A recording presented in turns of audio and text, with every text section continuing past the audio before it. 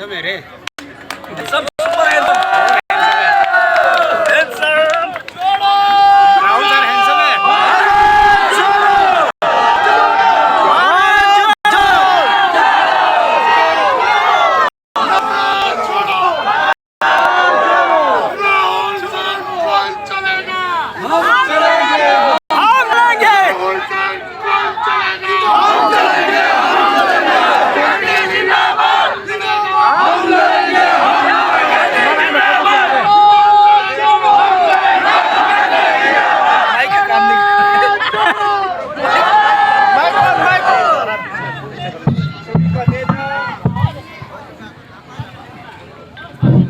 मैं धन्यवाद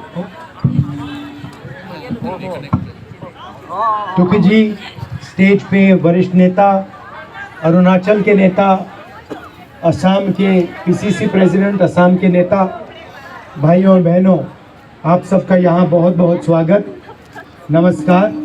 आपने इतने प्यार से यहाँ मेरा स्वागत किया, इसके लिए दिल से आप सबको मैं धन्यवाद करता हूँ।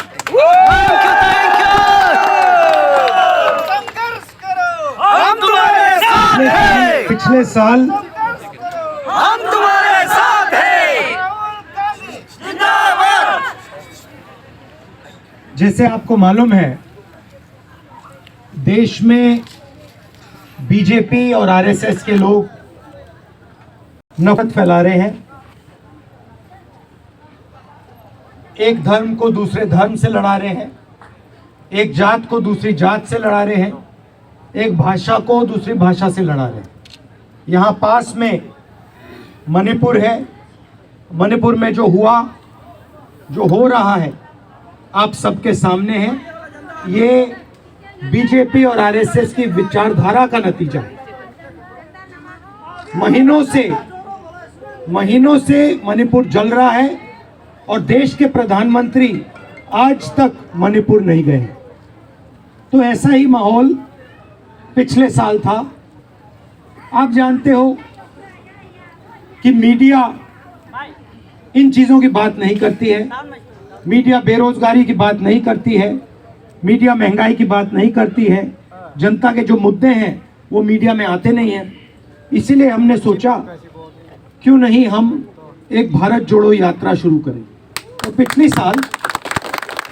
पिछले साल हमने कन्याकुमारी से कश्मीर तक पैदल 4000 किलोमीटर यात्रा चली। उसमें पूरे देश से लोग आए, अरुणाचल से भी लोग आए, नॉर्थ ईस्ट स्टेट से लोग आए, मणिपुर से आए, असम से आए। और उन्होंने हमें एक बात बोली, कहा कि देखिए, आप कन्याकुमारी से चल रहे हो, कश्मीर तक जा रहे हो, मगर आप नॉर्थ ईस्ट में नहीं आओगे, बाकी प्रदेशों में नहीं आओगे, तो ये ठीक नहीं होगा। और हमने ये बात एक्सेप्ट की, इसीलिए हमने दूसरी भारत जोड़ो यात्रा मणिपुर से शुरू की, मतलब नॉर्थ ईस्ट से शुरू की, क्योंकि हम मैसेज देना चाहते हैं देश को कि नॉर्थ ईस्ट बाकी सब प्रदेशों जितना ज़रूरी है और ये किसी से कम ज़रूरी नहीं है।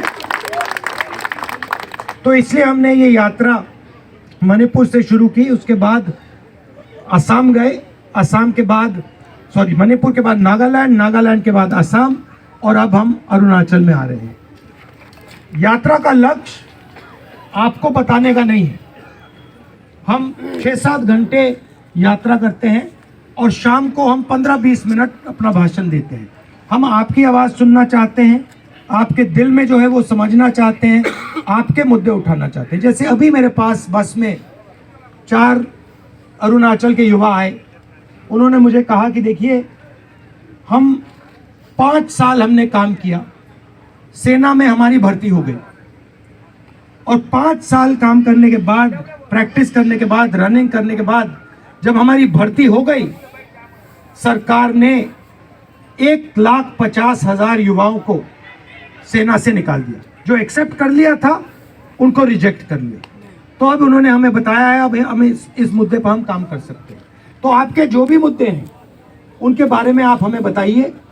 अरुणाचल के हैं, यहाँ पे चाइना बॉर्डर पे आपकी इश्यूज हैं, अलग अलग मुद्दे हैं। हम आपके मुद्दे समझने के लिए, सुनने के लिए और उनको उठाने के लिए इस यात्रा में चलेंगे। जहां भी हम जा रहे हैं, जहां भी हम जा रहे हैं, जैसे यहां हुआ, आप प्यार से, इतनी एनर्जी से हमारे को रिसीव कर रहे हो, प्यार से मिल रहे हो, हमारी मदद कर रहे हो, अपनी एनर्जी, अपनी ऊर्जा इस यात्रा में डाल रहे हो, इसके लिए मैं आपको दिल से धन्यवाद करना चाहता हूँ। आखिरी बात आपसे कहना चाहता हूँ कि हिंदुस्तान में बहुत सारे प्रदेश हैं, छोटे प्रदेश हैं, बड़े प्रदेश हैं, मगर मेरे लिए सारे के सारे प्रदेश एक जैसे हैं। जो आपकी भाषा है, बीजेपी की विचारधारा है कि हिंदुस्तान को दिल्ली से चलाया जाना चाहिए। हिंदी भाषा पूरी देश में फैलनी चाहिए। सब हिंदुस्तानियों को हिंदी भाषा का प्रयोग करना चाहिए। हमारी विचारधारा है कि हिंदी की जगह है, मगर आपकी भाषा की भी जगह है। हिंदुस्तान की हिस्ट्री की जगह है, मगर अरुणाचल के इतिहास की, हिस्ट्री की, कल्चर की भी जगह है। और आपको स्टेट, आपका जो स्टेट है, यहीं से चलना चाहिए, ना कि दिल्ली से। तो ये भी हम आपको बताना चाहते हैं कि जो आपकी जो हिस्ट्री है, आपकी जो भाषा है, आपके जीने का तरीका है, ये यात्रा उसकी रक्षा करने आई है, उसको बढ़ावा देने के लिए आई है और उसकी रक्षा देने के लिए आई है। आप सबका दिल से बहुत बहुत धन्यवाद। नमस्कार, जय हिंद।